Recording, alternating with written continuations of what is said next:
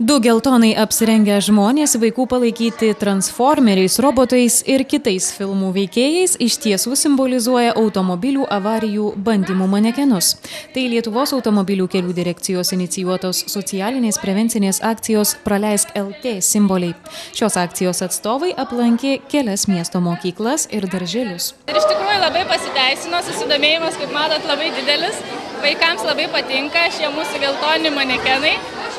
Mes atvežam vaikams atšvaitų labai taip reikalingų, taip pat knygučių susijusių su saugiu eismu, kitos atributikos. O šie geltoni manekenai, iš tikrųjų mes pasirinkom tokį simbolį tam, kad irgi atkreipti dėmesį. Iš tikrųjų, automobilių bandymų manekenai, jie yra naudojami būtent auto avarijose, ar ne?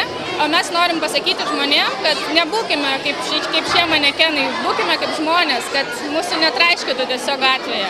Praleisk LT koordinatorė sako, kad svarbiausias akcijos tikslas – priminti apie saugų elgesį būtent pėsčiųjų perėjose.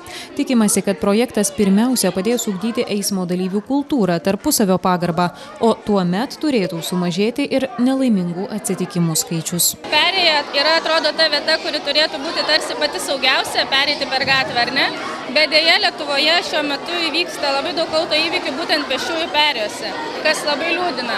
Ir mes norime su šia savo akcija būtent atkreipti dėmesį į šią didelę problemą ir tiesiog perduoti žmonėms žinią, kad būkite atsargesni perėjose. Praleiskite, būtent vadinasi mūsų akcija Praleisk LT. Ir šis žodis yra skirtas pėsčiajam ir vairuotojui, kad jie susidurtų perėjoje ir tiesiog užmegztų net akių kontaktą, atsirastų pagarba. Pasak organizatorių, socialinė prevencinė akcija Praleisk LT vykdoma jau 4 metus.